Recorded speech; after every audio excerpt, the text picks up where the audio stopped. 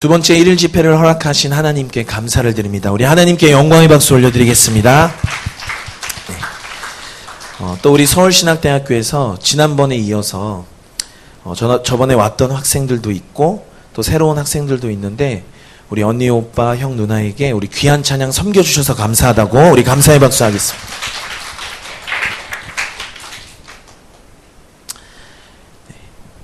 약 한 달 전에 Who is my king? 누가 나의 왕인가? 라는 주제로 첫 번째 일일 집회를 했었습니다.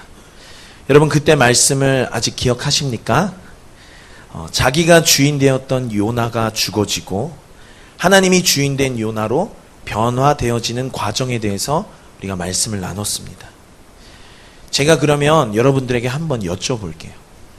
지난 한 달을 여러분들 사신 삶을 돌아보고 점검하면서 여러분 한 달 동안 여러분들의 삶에 얼마나 예수님이 주인 되셨습니까? 예수님이 주인 된 삶을 사는 거는 어떻게 사는 거예요? 제 카카오톡 프로필입니다. 보면은 예수는 우리의 주인이십니다. 이렇게 검정 화면에 하얀 글씨로 카리스마 있게. 저처럼 이렇게 카톡 프로필을 예수는 우리의 주인이라고 하면 예수님이 주인 된 삶을 사는 겁니까? 아니면은 서경이처럼 순종이라고 카카오톡 대화명을 해놓으면 순종된 삶을 사는 건가요? 아니면 예찬이처럼, 예찬이 어디 있죠? 네, 저기 있군요. 자, 배경은 다 지우고 내 뜻, 욕심 내려놓고 점점점 이렇게 살면 내 뜻과 욕심이 내려집니까? 지금은 지선이가 프로필을 바꿨어요. 그런데 You only live once for Jesus. 예수님을 위해서 사는 삶, 영어로 멋있게 이렇게 써놓으면은 그런 삶을 사나요? 아니면 그냥 태양이처럼 아하하하하하 이렇게 해놓으면 여러분 예수님을 위한 삶을 사나요? 여러분이 한 달 동안 사시면서 여러분들의 왕, 여러분들의 하나님은 정말 하나님이셨습니까? 아니면 다른 어떤 것이었습니까? 답을 아는 방법은 지난번에 말씀드린 것처럼 너무너무 간단해요. 즐거워하고 기뻐하고 감사하셨나요? 아니면 불평불만하셨나요? 내 생각과 내 감정과 내 뜻대로 사셨습니까? 아니면 하나님의 뜻을 여쭙고 하나님의 뜻대로 살았습니까? 내 기준으로 남을 정죄하고 판단하고 미워하셨나요? 아니면 용서하고 사랑하셨나요? 여러분들에게 죄책감 들게 하고 여러분들에게 정죄감을 심어주려고 설교 초입부터 이런 질문을 던지는 것이 아닙니다. 우리의 신앙생활은 결국 이 싸움이거든요. 자꾸만 하나님의 자리에 앉으려고 하는 나, 그리고 그것을 끌어내리려는 그 싸움. 잘 감당하시는 저와 여러분이 되시기를 주님의 이름으로 축원합니다. 여러분 다 아멘 하셨습니다. 제가 이거 유튜브에 올릴 건데 여러분 카메라에 다 녹화되셨어요. 아멘하고 그냥 여기서 아멘만 하고 내 삶에서 진짜 어떤 싸움이 없으면, 결단이 없고 아무런 노력과 행동이 없으면 죄송하지만 거기에는 생명이 없습니다. 누구를 살릴 수도 없고요. 내 자신이 살 수도 없어요. 우리의 삶의 자리에 여러분들의 주인 오직 한 분 하나님으로 바뀌어지는 요나의 표적이 날마다 우리 삶에 열매 맺기를 주님의 이름으로 축원합니다. 자, 우리 오늘 본문 말씀을 함께 읽겠습니다. 마태복음 16장 1절에서 4절인데요. 네, 화면을 보시고 우리가 함께 한 목소리로 읽을게요. 마태복음 16장 1절에서 4절 말씀입니다. 다 같이 읽겠습니다. 시작. 바리새인과 사두개인들이 와서 예수를 시험하여 하늘로부터 오는 표적 보이기를 청하니 예수께서 대답하여 이르시되 너희가 저녁에 하늘이 붉으면 날이 좋겠다 하고 아침에 하늘이 붉고 흐리면 오늘은 날이 굳겠다 하나니 너희가 날씨는 분별할 줄 알면서 시대의 표적은 분별할 수 없느냐. 악하고 음란한 세대가 표적을 구하나 요나의 표적밖에는 보여줄 표적이 없느니라 하시고 그들을 떠나 가시니라. 아멘. 여러분 너무나 유명한 말씀이죠. 악하고 음란한 세대가 표적을 구한다는 그런 말씀입니다. 우리가 오늘 읽은 이 본문 말씀 짧은 4절의 말씀의 핵심은요. 딱 두 가지입니다. 첫째는 요나의 표적을 가지고 살라고 하는 예수님의 말씀이고요. 두 번째는 너네들이 날씨는 분별하면서 왜 시대는 분별하지 못하고 질책하시는 예수님의 질책이에요. 요나의 표적에 관하여서는 지난 시간 우리가 말씀을 나눴기 때문에 오늘은 우리가 읽은 본문 말씀의 두 번째 핵심인 시대를 분별하라는 그 말씀에 대해서 오늘 이야기를 함께 나눠보려고 합니다. 다 같이 따라 하시겠습니다. 시대를 분별하라. 시대를 분별하라. 네. 흔히 많은 사람들이 지금의 시대를 마지막 때라고 해요. 마지막 때. 저도 이것에 동의를 합니다. 이것은 제 개인적인 의견도 아니고 장로교단이나 감리교단이나 순복음이나 성결교단이나 침례교단이나 어떤 교단 종파를 초월해서 인정하고 이야기하는 바예요. 지금은 마지막 때다. 심지어 믿지 않는 사람들도 뭐라고 합니까? 말세다 그러죠. 여러분 스포츠 경기를 보신 적이 있으시죠? 축구든지 야구든지 아니면 조금 있으면 이제 평창에서 열리는 동계올림픽의 쇼트트랙 같은 종목 보면 경기의 끝, 경기의 마지막이 되면 그 경기가 더 치열해집니다. 몇 가지 예를 들면 축구에서 우리 우진이가 축구를 진짜 잘하고 좋아하거든요. 우진이는 알 거예요. 축구에서 추가 시간이라는 것이 있어요. 축구는 전반 45분, 후반 45분 합쳐서 90분의 경기를 하는데 중간에 부상을 당해서 누워있던 시간, 공이 밖으로 나간 시간, 이런 시간들을 다 합쳐서 나중에 90분이 끝나고 나서 추가 시간을 주거든요. 그래서 짧게는 1분에서부터 길게는 제가 7분까지 더 주는 것을 봤습니다. 그런데 그 시간이 되면요, 선수들은 남은 모든 체력과 모든 것을 다 쏟아부으면서 엄청나게 열심히 뛰어요.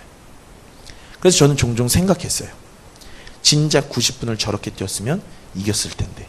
축구 좋아하시는 분들 동의하십니까? 야구도 마찬가지예요. 야구. 경기가 치열한 8, 9회에 아웃카운트 하나는요, 1, 2회 때의 그 아웃카운트 하나랑은 비교할 수가 없어요. 쇼트트랙도 40바퀴를 도는데 첫 번째 두 바퀴는 첫 두 바퀴는 막 그냥 설렁설렁 뛰어요. 페이스 조절하고 얼음의 상태를 체크하고 그러면서 선수들이 설렁설렁 뛰죠. 페이스 조절하면서. 그런데 두세 바퀴 남기고 마지막 바퀴라고 막 종소리가 경기장을 울려 퍼지면요, 그때는 선수들이 죽기 살기로 모든 관중과 감독과 코치와 선수와 중계하는 중계진들과 이걸 TV로 보는 시청자들이 흥분을 하고 봅니다. 우리가 사는 이 시대도 이와 동일하다는 거예요. 우리 눈에 보이는 세계는 너무너무 평화로운 것 같고 평범한 것 같아요. 그냥 밤에 잠 잘 자고 일어나서 하루 세끼 밥 먹고 그냥 그렇게 사는 것. 얼마나 평범합니까? 그러나 눈에 보이지 않는 영적인 세계는, 특별히 마지막 때라고 하는 지금은 저와 여러분이 엄청난 눈에 보이지 않는 전쟁 가운데 살고 있다는 것을 아셔야 합니다. 우리는 총알이 빗발치는 전쟁터 속에서 지금도 살고 있는 거예요. 그래서 오늘 본문의 예수님께서 바리새인과 사두개인들에게 너네는 눈에 보이는 날씨는 분별할 줄 알면서 눈에 보이지 않는 이 시대를 분별하지 못하느냐고 질책을 하고 계신 겁니다. 우리는 영적인 눈이 가려워지고 어두워진 사두개인이나 바리새인처럼 되지 않고 이 세계와 역사를 바라보시는 영적인 안목, 영적인 세계관이 열려야 될 줄로 믿습니다. 그래서 제가 좋은 책을 하나 가져왔어요. 두란노에서 나온 세계관 전쟁이라는 책인데요. 여러분, 세계관이라는 것은요, 이 세계관을 설명할 때 이 책의 초반에 이렇게 얘기를 해요. 영국의 동화를 인용하면서 어떤 왕이 있었대요. 근데 그 왕이 핑크색을 너무너무 좋아하는 거예요. 그래서 명령을 했어. 온 세계를 핑크색으로 칠하라고. 그래서 쌀에도 핑크색을 칠하고 차에도 칠하고 전봇대, 건물, 도로 다 핑크색을 칠해서 핑크빛 세상을 만들었는데, 근데 핑크색을 칠하지 못한 게 하나 있는데 그게 뭔 줄 아십니까? 맞추는 분에게 제가 이 책을 드리겠습니다. 다 핑크색으로 칠하고도 핑크색으로 칠하지 못한 하나. 아닙니다. 아닙니다. 아니요, 이제 그만 말씀하세요. 없으시면 제가 답을 말하고 다음 기회에. 하늘이었습니다. 하늘. 그래서 이 왕이 스승을 찾아갔어요. 그래서 어떻게 하면 하늘에도 핑크색을 칠할 수 있습니까, 스승님? 이랬더니 그 스승이 이야기하기를 핑크색 안경을 써라 이랬어요. 핑크색 안경을 쓰니까 힘들게 칠하지 않아도 모든 세상이 다 핑크빛으로 보이는 거예요. 그게 바로 세계관입니다. 그래서 여러분, 어떤 세계관을 가지고 이 세상을 바라보느냐라는 것은요, 너무너무 중요한 문제예요. 우리가 빨간색 안경, 예전에 여러분들 모를 수도 있어요. CF인데 빨개면 광고인데 이제 빨간색 안경을 쓰고 며느리가 시어머니한테 어머니 라면이 빨개요 이래. 그러면 어머니 쪽에서 시어머니가 안경 벗어라 이래. 그러면 안경을 이제 벗어, 빨간색 안경을 벗으면 그래도 빨개요 그래. 그래서 라면이 빨개서 빨개면이거든요. 그런 CF가 있었어요. 여러분들은 모르시겠지만 그게 바로 세계관이에요. 세계관. 세상을 어떻게 바라보느냐. 그럼 여러분, 그리스도인 된 우리는요, 세상을 어떻게 바라봐야 될까요? 성경과 하나님의 말씀, 하나님의 능력, 하나님의 권위, 하늘로부터 오는 하나님께 속한 것으로 우리 세상을 바라봐야 한다는 겁니다. 그래서 저는 오늘 제가 알고 있는 범위 안에서 지금 우리 사회에 진행되고 있는, 특별히 대한민국 국민으로서 우리가 마주하고 맞닥뜨리는 문제들에 대해서 이 시간에 좀 나눠보려고 합니다. 여러분, 이 단어를 보시면 어떤 생각이 드세요? 여러분, 긍정적인 단어입니까? 아니면 부정적인 단어입니까? 긍정적인 단어죠. 이거 보고서 혹시 불쾌하셨던 분 있으세요? 없으시죠? 그런데 우리 주변에는요, 이것을 외치지만 거짓 평화, 거짓 인권, 거짓 평등, 거짓 자유를 외치는 자들이 있다라는 것. 거짓으로 미혹해하고 속이는 건 사단의 특기 가운데 특기입니다. 대표적인 예를 들까요? 북한이에요. 북한의 정식 명칭 이름은요, 조선민주주의인민공화국입니다. 근데 여러분 알다시피 북한이 민주주의 국가입니까? 아니죠. 북한이 공화국인가요? 아니에요. 실상은 3대 세습과 독재정치, 공포정치로 가장 인권이 제일 바닥에 있는 나라 북한. 이런 좋아 보이는 단어를 사용하지만 그 실상은 결코 좋지 않은 것을 가져오는 것.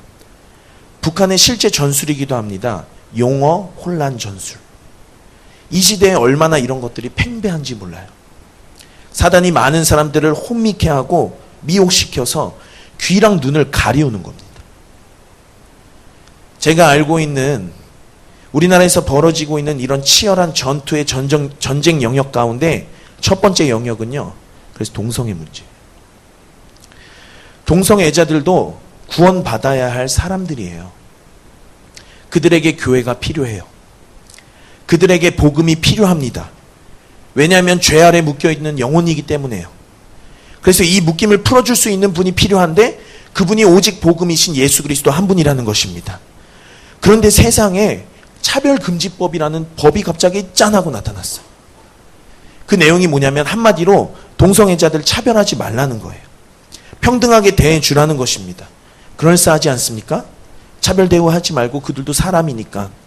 그런데 이 법이 유럽과 미국의 많은 주에서 통과가 되고 이제는 목사님이 설교할 때 동성애는 죄입니다라고 설교를 못하는 시대가 이미 왔어요.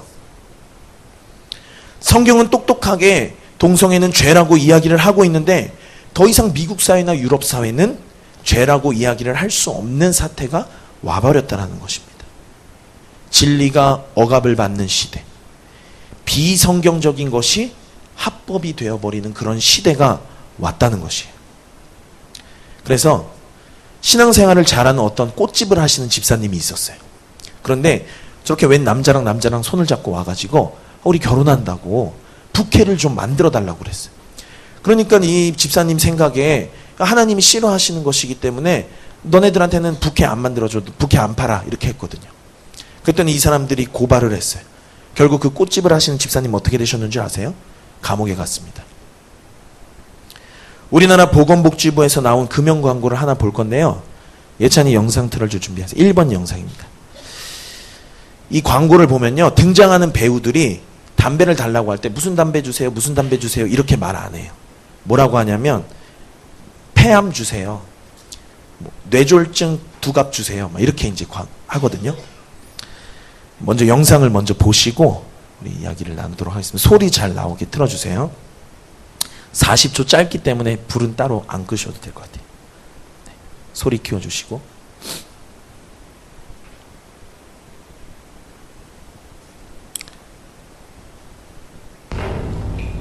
어서오세요. 화면 3번. 푸드함 1mm 주세요. 푸드함이요?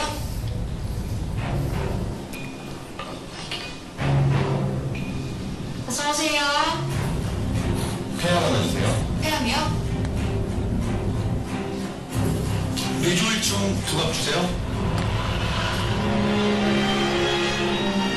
오늘도 당신이 스스로 구입한 질병, 흡연. 치료하지 않으면 죽음에 이를 수 있습니다. 흡연은 질병입니다. 치료는 금연입니다. 보건복지부에서 만든 공익 광고입니다. 등장하는 배우들이 자기 증상을 달라고 하니까 이제 마지막에 뭐라 그러나요? 흡연은 질병이고, 네, 104번인가? 3번. 네. 그 다음 화면으로 바꿔주세요.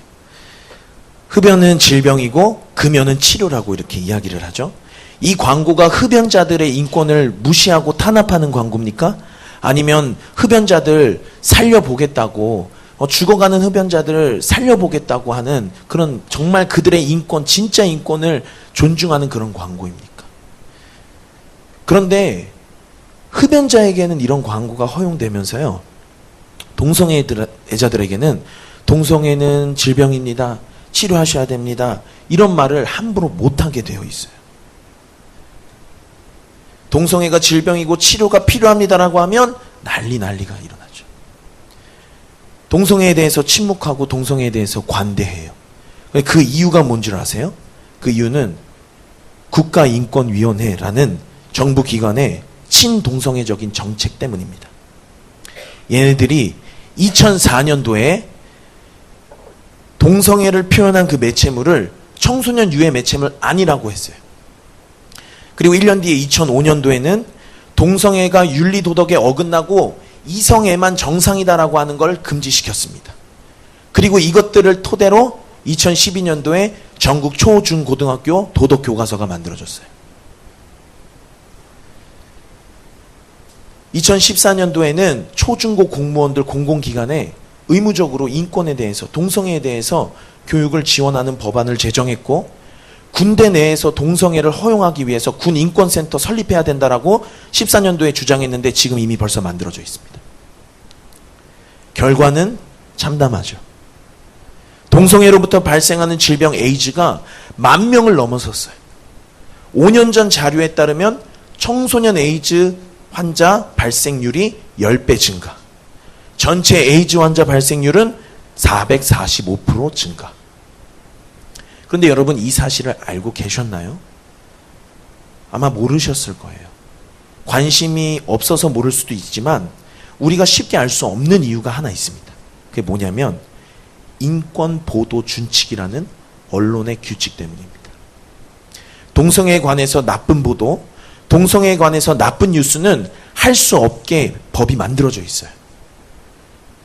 우리가 무감각해지던 이 사이에 동성애로 인해서 이미 많은 에이즈 환자들이 발생했고, 우리나라는 에이즈 환자에 대해서 치료비, 입원비, 간병비까지 지원을 세금에서 하죠.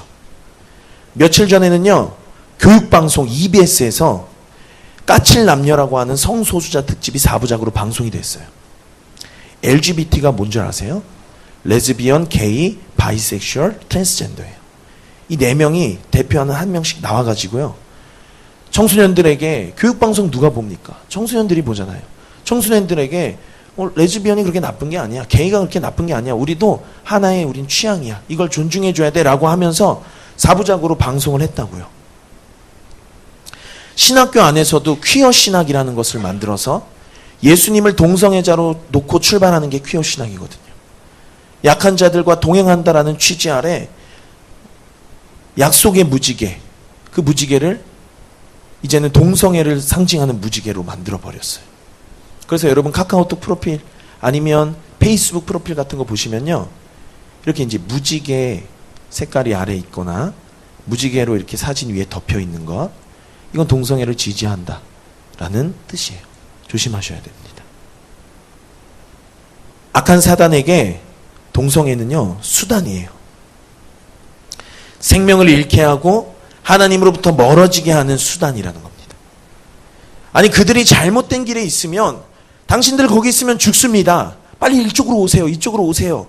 해야지. 그 길도 괜찮아. 그쪽으로 가세요. 가세요. 그 길도 길입니다. 가세요. 괜찮습니다. 이렇게 하면 그들의 결국 그 길의 끝은 어디겠냐는 거죠. 동성애를 지지하고 찬성하는 사람들, 정신나간 신학생들, 정신나간 교수들, 정신나간 목사들이 너무너무 많아요. 그들을 휘어잡고 있는 배후의 세력이 있다는 것을 여러분 아셔야 합니다. 동성애가 이렇게 반기독교적이고 반성경적일 뿐더러 사회 전체를 썩어 문드러뜨리고 있는데 이와 비슷한 또 다른 전쟁의 영역이 있어요. 그 두 번째 영역은요, 바로 인권운동입니다. 여기서 비롯된 게 학생 인권조례, 또 페미니즘. 이 두 가지는 제가 간단하게 설명을 드릴게요. 학생들에게 인권을 교육했습니다. 그랬더니 학생들이 뭐라고 이야기하면요, 담배 필 권리가 있다는 거예요. 가출할 권리가 있고 수업 듣지 않을 권리가 있고 학교 가지 않을 권리가 있다는 거예요. 자기들을 불편하게 하는 모든 것에 권리를 붙여서 그들이 주장하기 시작합니다. 제가 초등학교 때만 하더라도요, 선생님은 그림자도 못 밟는다라는 말을 예전에 했었다라고 제가 종종 들었었거든요. 그런데 이제는 학교에서 선생님이 체벌을 못하게 하는 것 이미 오래전 일이고, 선생님을 조롱하는 학생들에게도 선생님은 아무런 조치를 할 수 없는 그런 무능한 학교, 무능한 선생님을 나라가 만들어버렸어요. 학생들은 좋아합니다. 두발 자율화 해준다고 하고 화장해도 된다라고 하고, 그러니까 국가인권위원회에서 학생들 인권 존중해라. 부모님들, 선생님들, 학생들도 인권이 있습니다. 학생들 인권 존중해 주세요.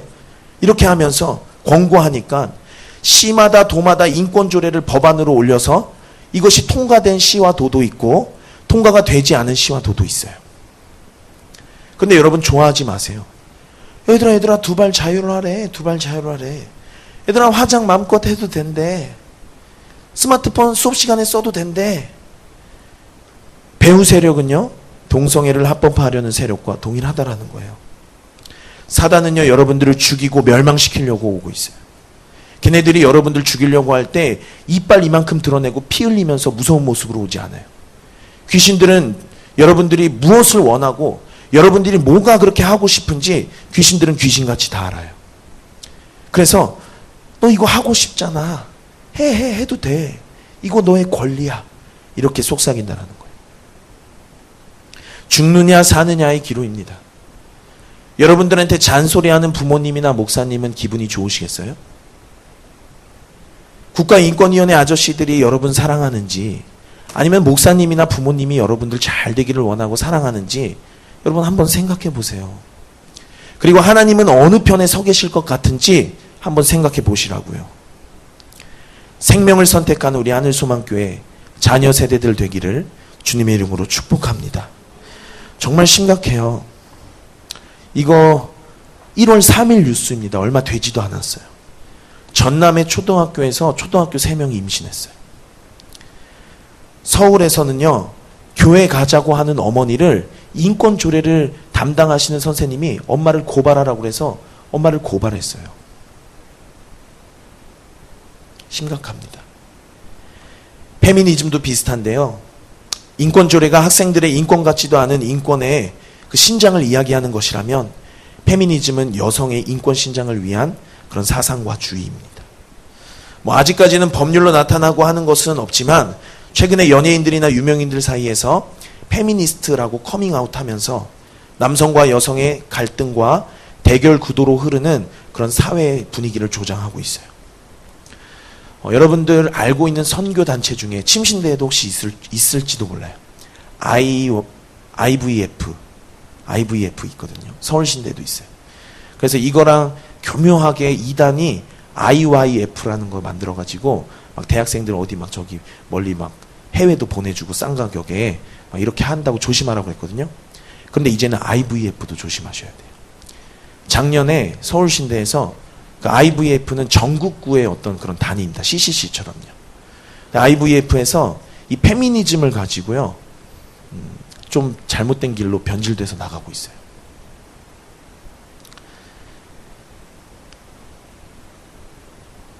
이 모든 것이 저는 하나의 흐름이라고 생각을 합니다. 그리고 여기에는 반드시 배후 세력이 있어요. 우리는 그것을 알아야 합니다.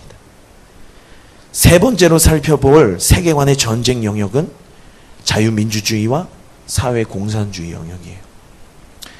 이 영역은 우리나라와 직접적인 연관이 있기 때문에 여러분들 잘 알고 계실 거라고 생각을 합니다.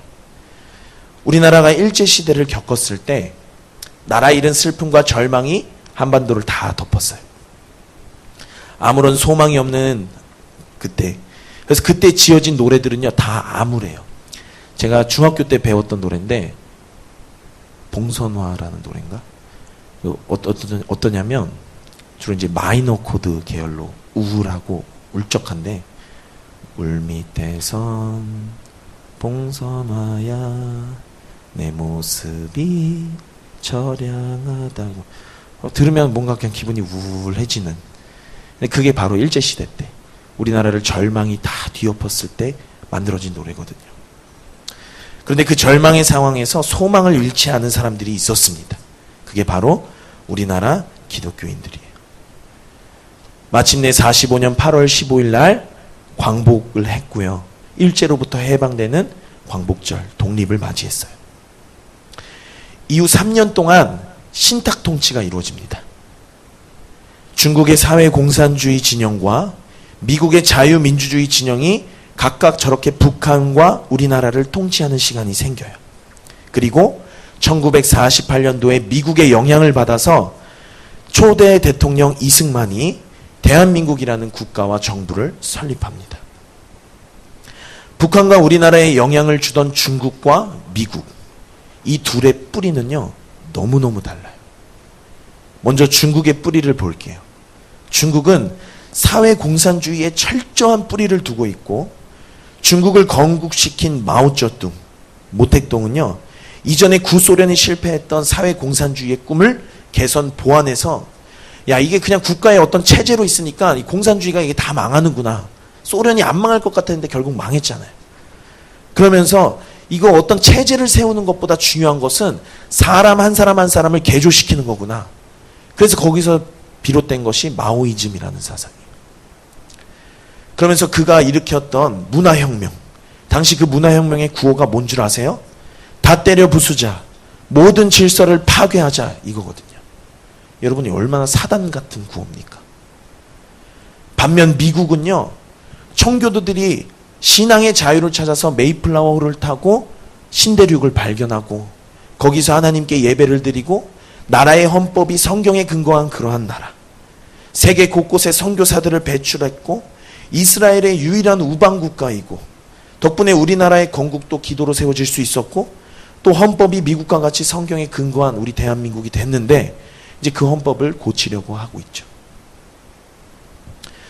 아무튼 그러던 중에 6월 25일 날 우리가 잘 알고 있는 6.25 전쟁이 터져요. 북한군과 중공군이 탱크들을 앞세워서 막 남침하죠. 그들의 말로는 통일전쟁. 북한의 생각에 대한민국도 원래 자기들 땅인데 여기서 통치했고 대한민국 정부 수립에 도움을 줬던 미국이 얄밉고 안 잊고 왔던 거예요. 그래서 남조선 해방전쟁이라고도 북한은 부릅니다. 치열한 크고 작은 전투들 끝에 전쟁 발발 3년 만에 53년에 38도선을 기점으로 휴전협정을 하죠. 그리고 지금도 휴전이 되고 있는 상황이에요. 2018년이 되면서 휴전한 지 65년이 지났습니다. 그런데 여러분 그거 아세요? 아직도 북한은 대한민국을 향해서 적화통일, 즉 남조선을 해방시켜서 통일해야 한다라는 그 꿈을요, 포기하지 않고 65년 동안 엄청난 노력을 했습니다. 아마 여러분들은 모르시겠지만 뒤에 계신 어른분들은 알 거예요. 이분이 누구냐면 황장엽이라는 사람입니다. 김일성의 주체 사상을 집대성했고 김일성 종합대학교의 총장도 지냈던 사람입니다. 김정일의 스승이기도 하고요. 북한에서 국제비서를 맡았던 요직 가운데 요직이었어요. 근데 어느 날 김정일에게 야 이제 북한 이대로 가면 안 된다. 북한도 살려면 개혁하고 개방을 해야 된다라고 김정일에게 무수히 이야기를 했지만 김정일이 듣지 않고 무시했거든요. 그래서 이 황장엽이 대한민국으로 망명을 합니다. 망명을 해서 북한에 대한 비밀들을 다 밝히니까 이 사람 북한 가만두겠습니까? 가만히 안 두죠. 암살하려고 하는 시도들이 엄청났어요. 그가 밝혔던 비밀 가운데 어느 날 이 황장엽이 김정일을 만나러 김정일 방에 들어갔어요. 그런데 김정일은 없고 김정일 책상에 서류가 한 장 놓여져 있더랍니다. 그 서류가 뭔지 하고 봤더니 바로 전날에 청와대에서 열렸던 대통령과 장관이 회의하는 국무회의 회의록이 김정일 책상에 바로 올려져 있더래요. 그럼 누가 보냈을까요? 그가 이야기하기를 당시 대한민국으로 넘어온 것이 70년대였는데 북한에 있을 때 남한에 보낸 공작원만 당시 5만 명. 지금의 수는 기하급수적으로 올랐겠죠. 공작원이라고 하는 거 간첩이거든요. 다음 보실까요? 김일성 교시예요. 김일성이 했던 말입니다. 남조선에는 고등고시에 합격만 되면 행정부 사법부 얼마든지 잠입해서 들어갈 수가 있다. 머리 좋고 확실한 자식들은 데모에 내보내지 말고 고시 준비 시키도록 해라.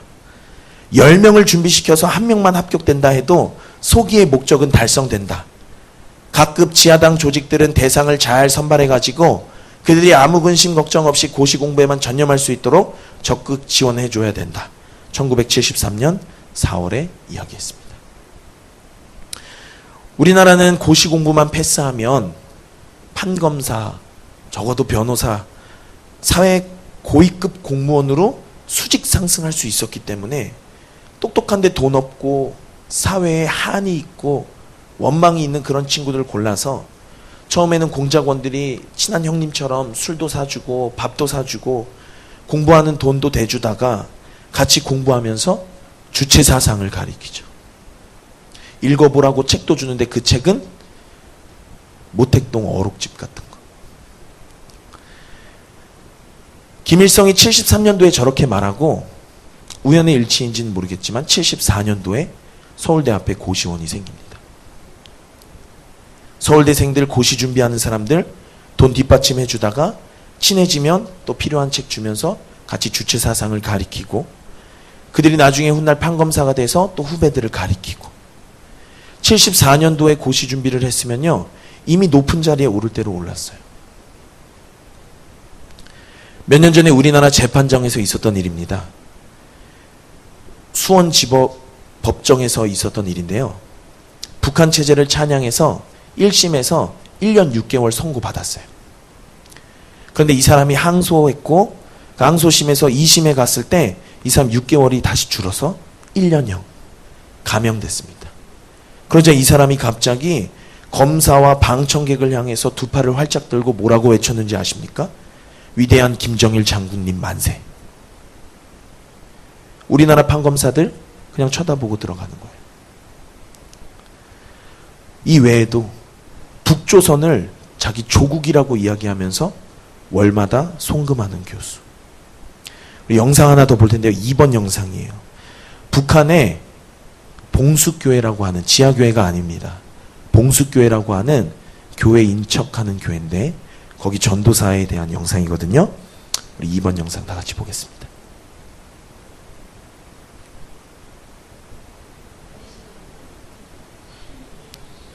소리를 키워주세요.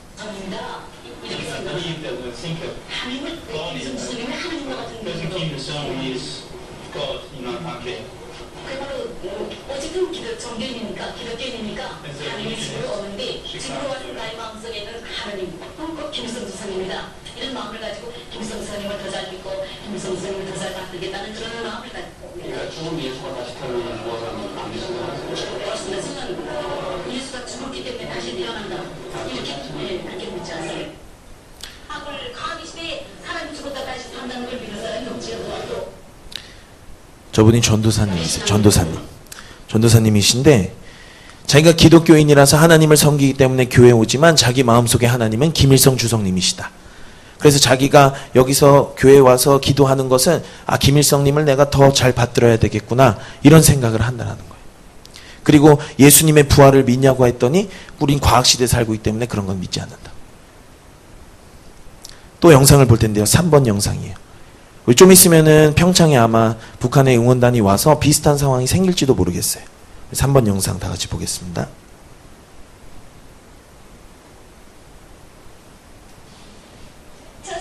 대북 세계 유니콘 시아드 대회 때의 일입니다. 이 당시 북한 민영응원단이 느껴졌었죠. 그런데 갑자기 버스가 서더니 민영응원 단원들이 내려서 뛰기 시작합니다.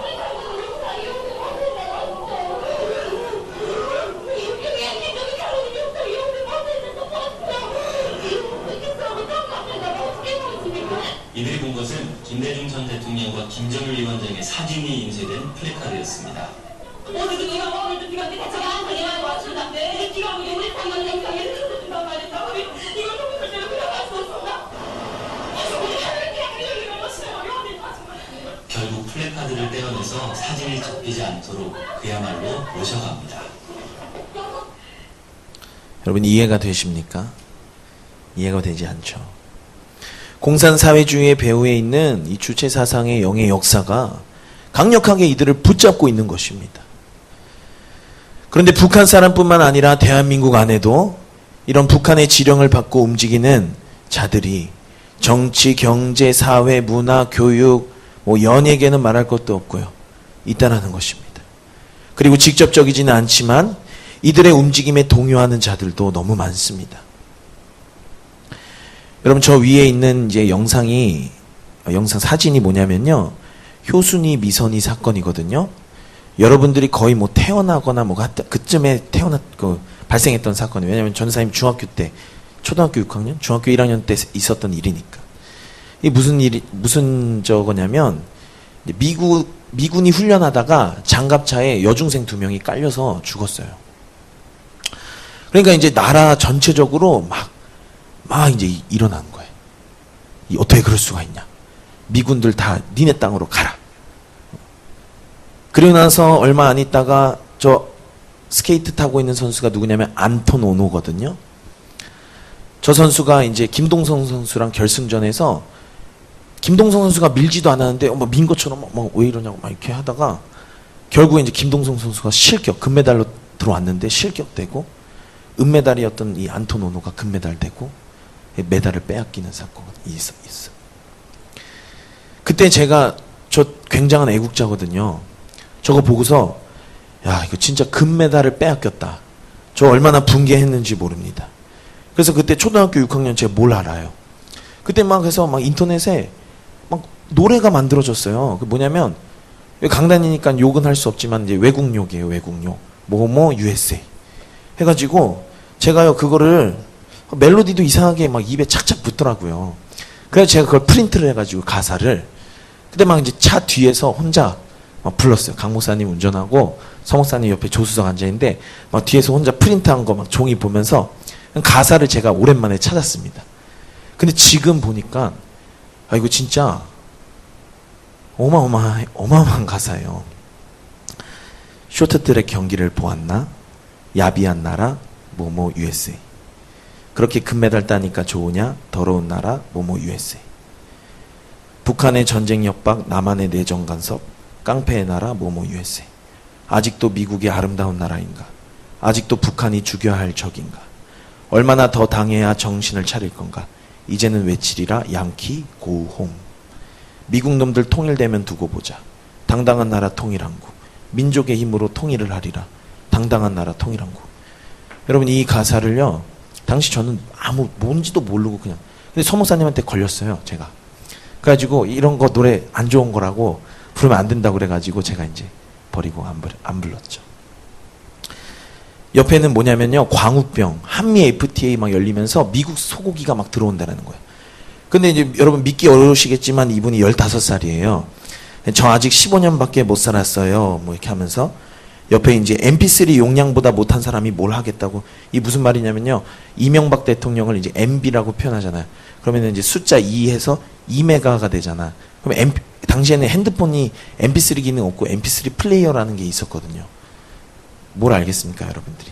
근데 그때 이제 뭐 이명박 대통령을 2MB로 하면은 2메가바이트니까 MP3 용량보다 못한 사람이 뭘 하겠다고 하냐고 하면서 피켓 들고 여중생들 뭐 할 거 없이 모든 사람들이 다 막 촛불 들고요.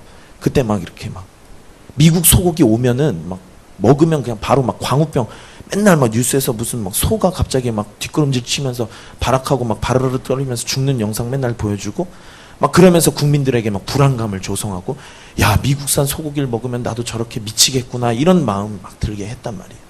많은 사람들 막 동요했어요. 시위할 수 있게끔 막 나오게 했고. 그런데 여러분 이것이 협상이 되고 이미 우리는 지난 11년 동안 많은 미국 소고기를 먹고 이렇게 제가 잘 컸습니다. 여러분 북한은요 또 주체 사상은 그렇게 이제 사람들을 속이고 선동한다는 거예요. 요즘 영화 잘 나가는 영화 하나 있죠. 1900 영화. 당시 이제 비슷한 시대에 있었던 일인데요. 김일성 충성 서약서입니다.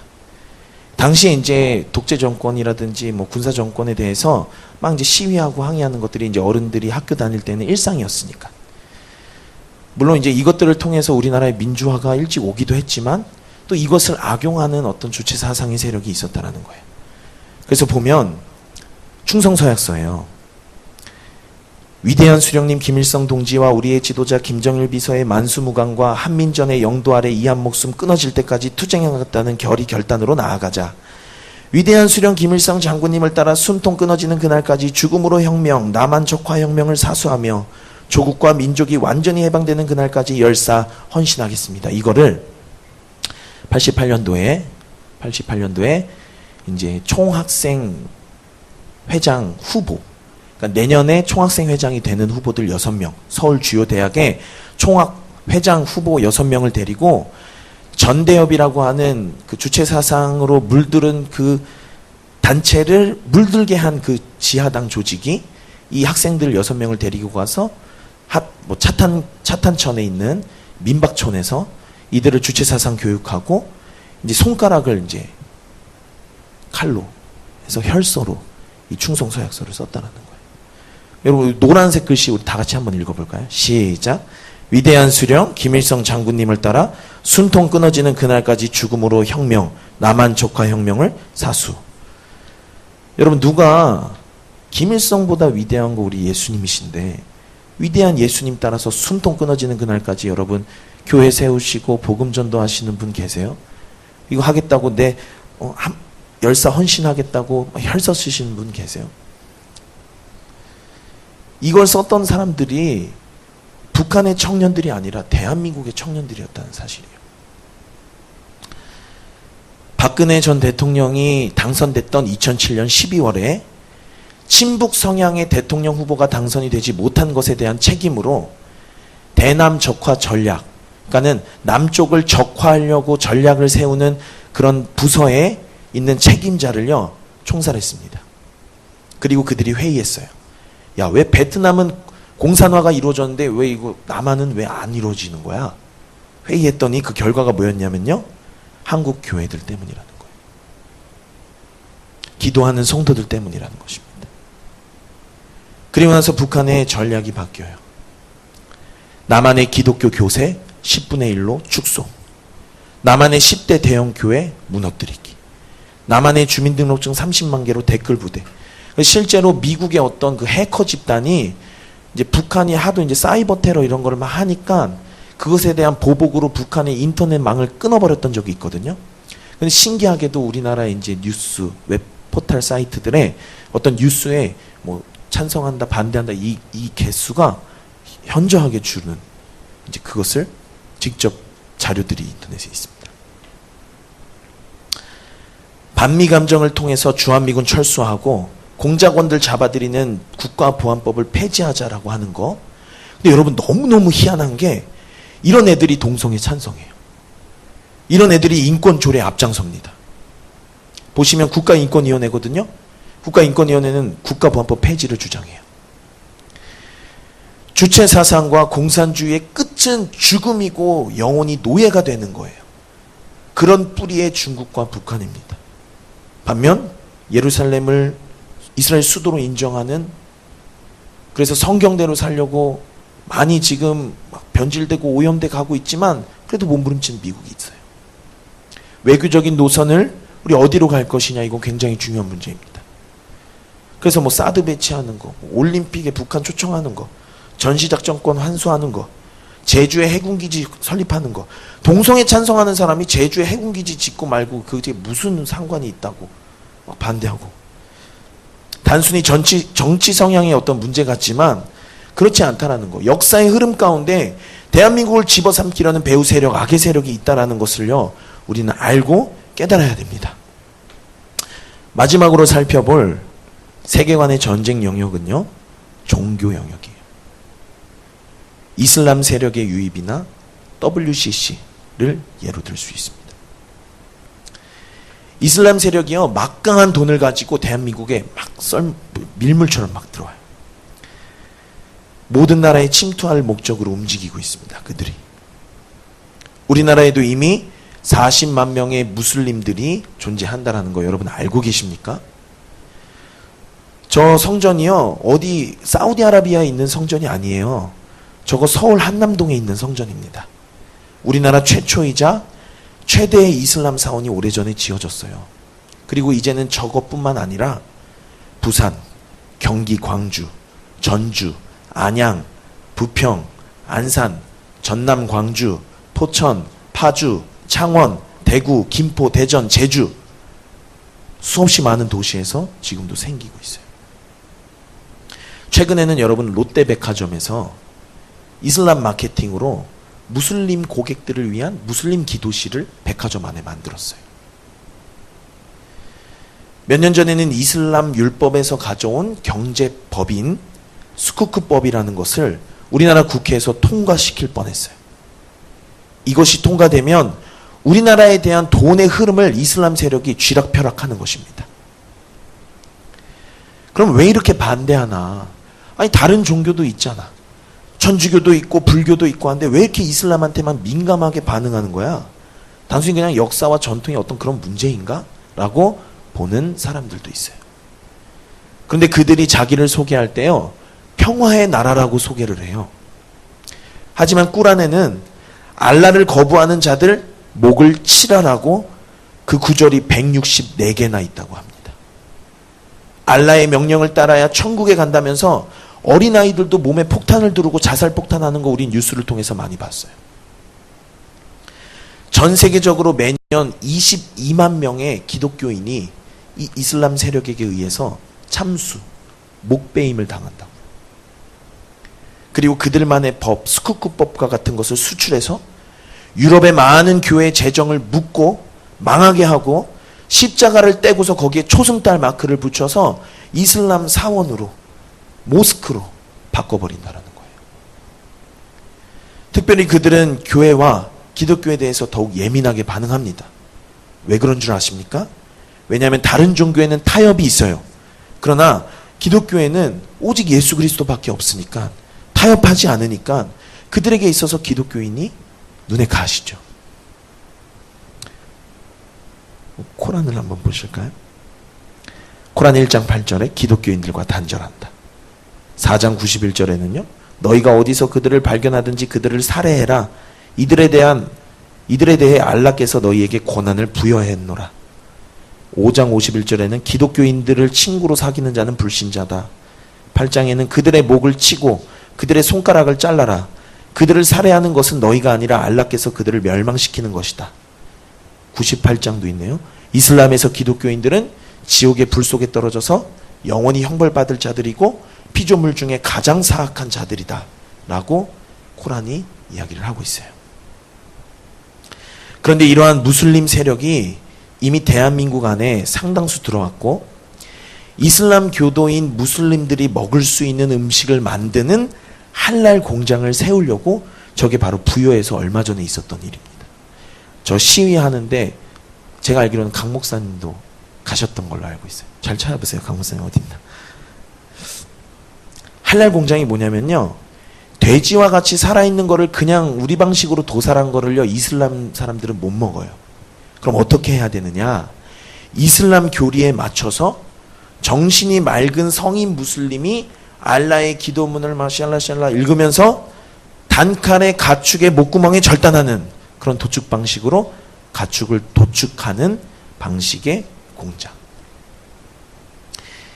이미 우리 주변의 많은 과자에 할랄 마크가 찍혀서 나와요. 그런 방식으로 도축한 재료에서 온 어떤 조미료들이라든지 그런 거를 사용해서 만든 과자라고. 제가 몇 주 전에 다이소에 갔었을 때 다이소에 있는 과자에서 제가 할랄 마크를 봤어요. 이렇게 생긴 게 할랄 마크입니다. 또 어떤 문제가 있다고 했죠? 제가 WCC. WCC는요, 세계교회협의회라는 거예요. 전 세계 곳곳마다 교회들이 막 퍼져 있고, 교단마다, 종파마다 막 좀 다 다르고 이러니까, 자, 우리가 하나 되자, 하나 되자. 이래가지고, 에큐메니컬 운동이라고 해서, 교회가 하나 되자, 교회 일치. 하나 되자는 운동으로 시작을 하는데, 이게 그냥 교회만 하나 되는 게 아니라, 복음만 해서 하나 되는 게 아니라, 막 어디 뭐 이상한 무속신앙도 가져오고 막 이러면서 짬뽕이 돼가지고 종교 혼합주의가 돼버렸습니다. WCC가 이제 하나 되는 거를 막 원하니까 다른 종교가 이것에 같이 하기를 원했을 때 그들과 싸우기를 원할까요? 안 원할까요? 원하지 않아요. 그러니까 이제 타협을 하고 그들의 종교와 함께 믹스, 짬뽕 되는 거예요. 그래서 그렇게 이야기합니다. 예수만이 유일한 구세주는 아니고 불교나 이슬람이나 무속신앙을 비롯한 타종교에도 구원은 있다. 종교다원주의죠. 성경 말씀은 하나님의 말씀이 아니라 교회 전통의 산물이고 성경의 무오를 주장하는 것은 반지성적인 주장이다라고 그들은 이야기를 해요. 타 종교인은 진리를 찾아가는 동역자다. 그러니까는 그들에게 개종을 목적으로 전도하지 말아라. 선교사들 다 철회해라. 그들의 주장입니다. 그리고 동성연애 반대하는 거, 이거 복음에 반대하는 거다. 그들은 이렇게 이야기를 해요. 희한하죠. 하나의 흐름이에요. 하나의 흐름. 사회주의는 지상에 하나님 왕국을 실현하는 거다. 그도 그렇게 이야기한다고. 그도 그럴 것이 WCC의 출발이 이 스탈린과 레닌 같은 공산주의 뿌리였어요. 3차 대회에서 그들이 성명서를 발표하는데 그 성명서 제목이 뭐냐면 정의로운 사회 건설을 위해 마르크스주의의 혁명적 파괴 원리를 허용해라.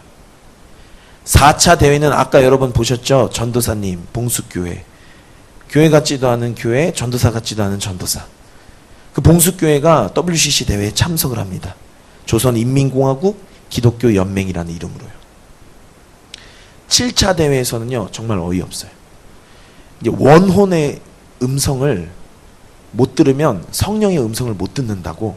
원한을 갖고 죽은 그 혼을 이제 달래지 않으면 우리가 성령의 음성을 못 듣는다고 막 주장을 하면서 원한을 갖고 죽은 사람의 이름을 종이에 써가지고 이걸 막 구슬하면서 불태워가지고 재를 가지고 하늘에 뿌리면서 초혼제를 열었어요.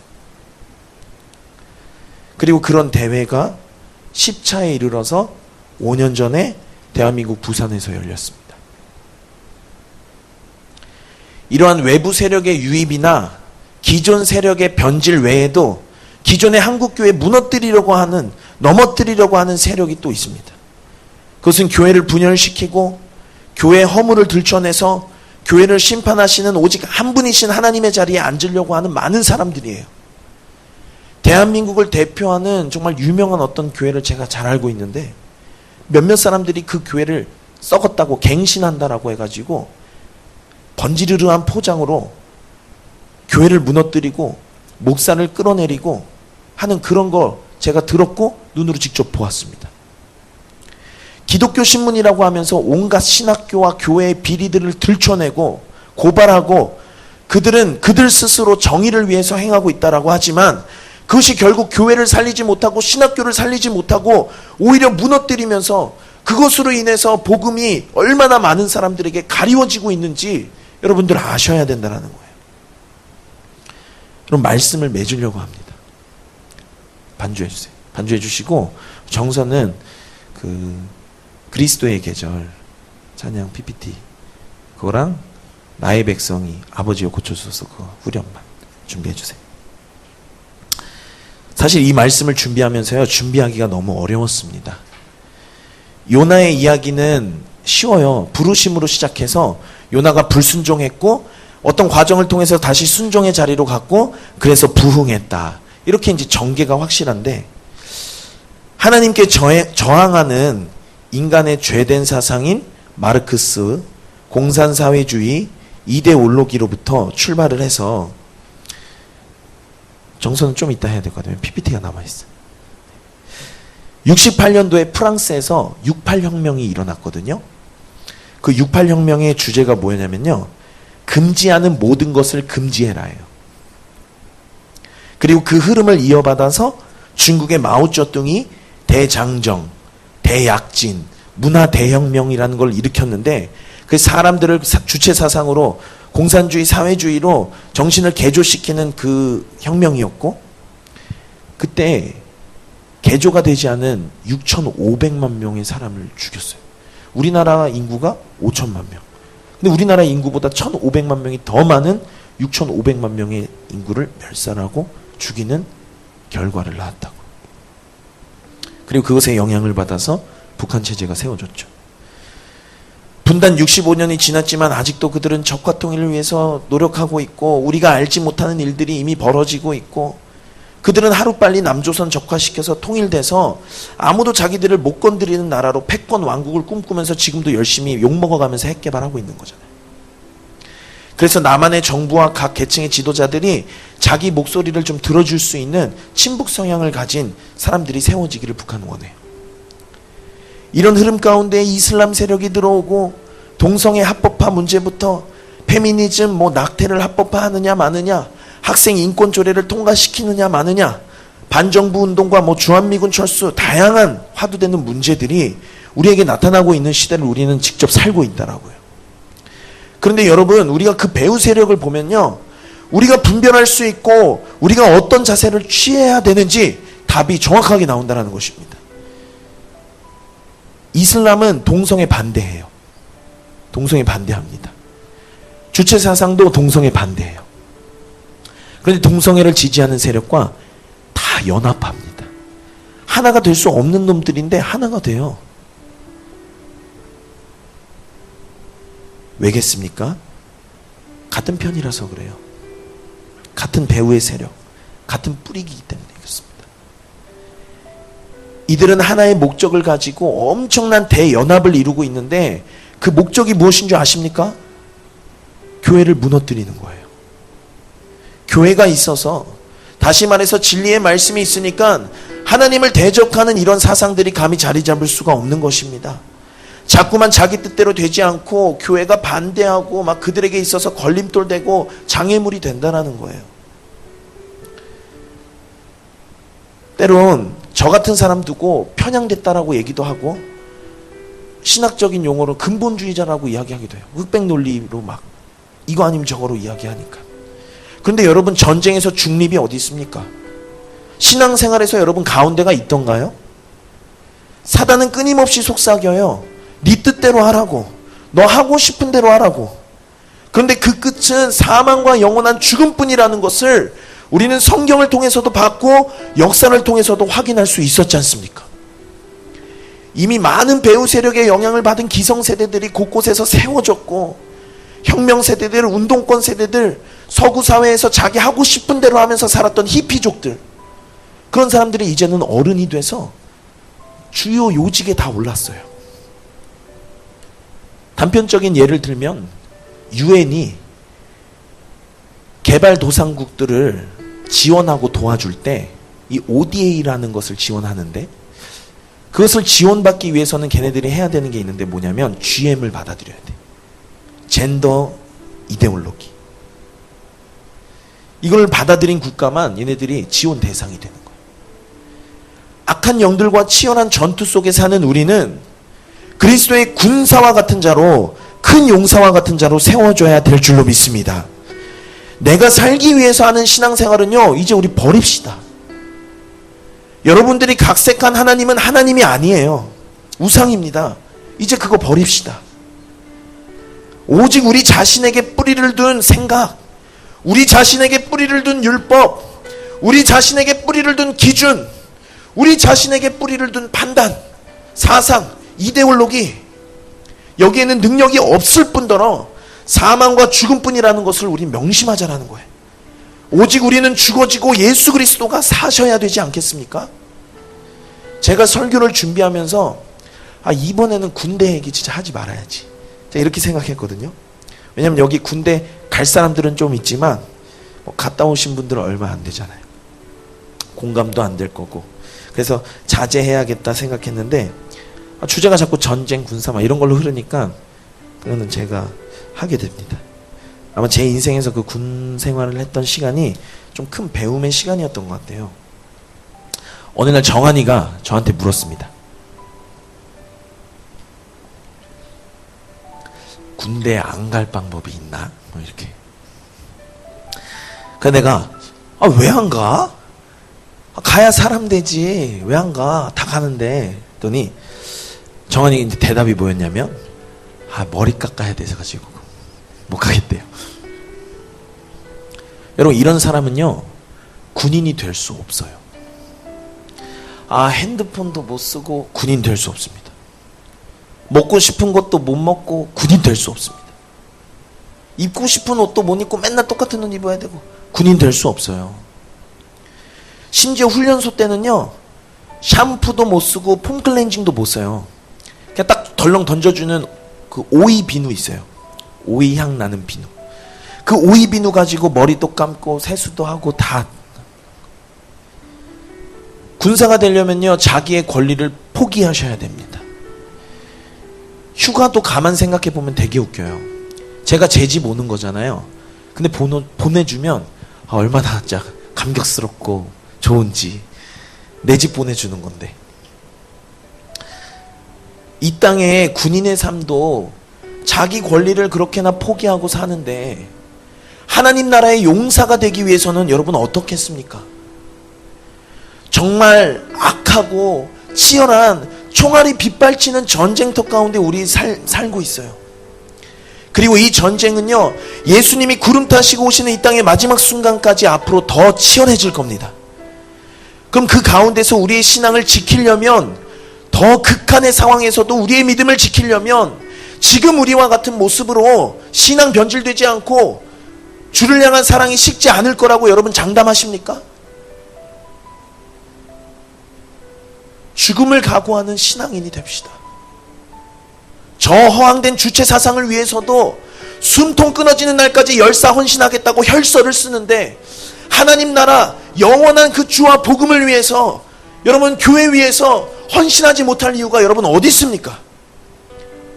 공부도 해야 되고 친구랑 놀기도 해야 되고 대학생들 되면 연애도 해야 되고 잠도 좀 자야 되고 내 몸도 좀 쉬어야 되고. 여러분들은 언제까지 하나님 앞에서 여러분들의 권리를 주장하면서 사실 거예요? 하나님을 사랑하고 그에게 충성하는 것이 여러분 다른 어떤 것보다 왜 우선순위가 밀리시냐고요. 지금 하나님을 뜨겁게 사랑하지 않으면 여러분 나중에 어디 있어요? 지금 하나님께 충성되지 않으면 여러분 나중에 어디 있습니까? 연약한 우리 인간에게 나중이 보장되던가요? 하나님을 사랑하는 그리스도의 군사된 여러분, 우리 일어납시다. 하나님을 뜨겁게 사랑합시다. 하나님께 충성합시다. 우리의 권리를 포기하자 이 말이에요. 우리 마지막으로 스코틀랜드의 언약도들에 대한 이야기를 하고 우리 말씀을 마치겠습니다. 지붕 없는 감옥. 제목이 이거예요. 당신은 영원한 것을 위해 영원하지 않은 것을 포기할 수 있습니까? 종교개혁 당시 로마 카톨릭의 핍박 속에서 스코틀랜드 사람들의 그 언약도들은요 국가 언약을 체결했어요. 국가 언약이라는 건 뭐냐면 그 민족과 하나님이 언약을 만드는, 하나님께 약속하는 거예요. 하나님께 그들의 삶을 드리는 거예요. 언약도들은 생명력 있는 믿음과 불같은 열정으로 막 복음을 강력하게 선포했습니다. 당시 사회는 가정예배 금지, 목사들 추방, 어떤 종교적 탄압도 그들의 예수님을 향한 사랑에서 끊을 수 없었어요. 결국 영국의 국왕이 이 언약도들에 대해서 1200명을 잡아서 그레이 프라이스 교회라는 그 앞마당에 감옥에 가두게 됩니다. 그런데 이 감옥에는요, 비밀이 있어요. 어떤 비밀이냐면요, 감옥의 벽이 성인의 키보다 조금 더 높아요. 마음만 먹으면 얼마든지 탈출할 수 있는 지붕이 없는 그냥 벽으로만 이루어진 감옥이었습니다. 그 감옥은 지붕이 없어서 비도 맞고 햇볕도 막 직접적으로 직사광선을 쬐고 하니까 추위와 더위, 굶주림을 견뎌야만 했어요. 왜냐면 뭐 밥을 넣어주거나 그런 건 없었거든요. 심지어 그곳에는 어린 자녀들도 함께 있었습니다. 그러면서 이야기했죠. 가고 싶은 놈들은 가라. 너희들이 말하는 신앙을 포기하면 살려주겠다. 로마 가톨릭으로 다시 돌아와라. 하루 이틀은 버틸 수 있었겠죠. 그들은 충분히 그 감옥을 탈옥할 수 있었고, 밖으로 나가서 다시 로마 가톨릭을 좋아한다고 인정한다고 하면서 내가 잠깐 미쳤었나 보다라고 하면서 그들의 삶을 조금 더 연장할 수 있었어요.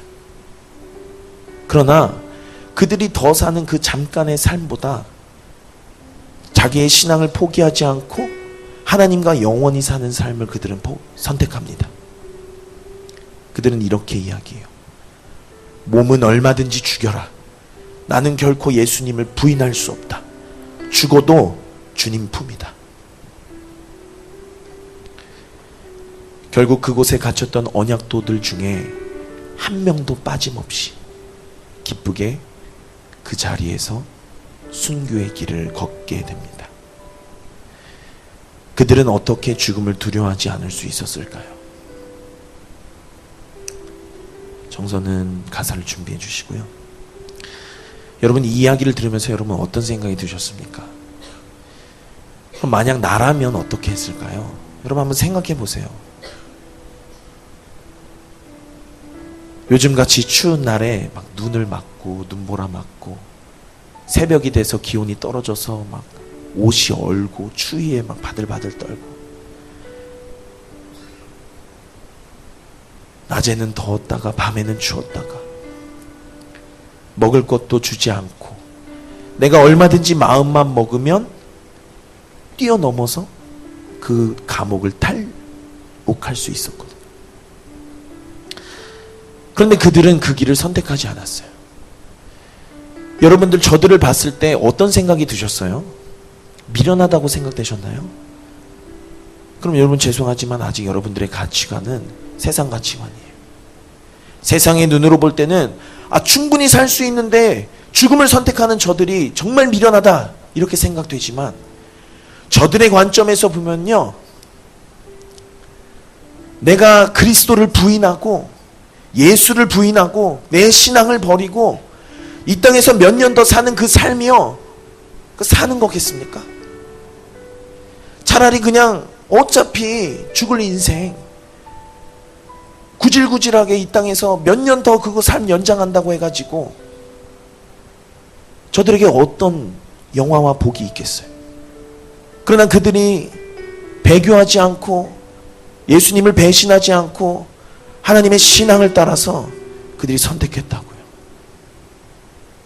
그리고 순교의 길을 그 1200명의 언약도들이 다 걸었어요. 저는 기회가 되면 저 영국에 가서 저 감옥을 한번 보고 싶어요. 저도 그런 삶을 살기를 소망하니까요. 우리 이 시간에 우리 함께 찬양할 텐데, 여러분이 이 땅에 그리스도의 계절이 오기를 소망합니다. 이 땅에 주님의 복음이 정말 온 세계와 열방과 모든 인류 가운데에 예수 그리스도의 복음이 그 영광의 빛이 찬란하게 빛나는 그날을 우리가 기대합시다.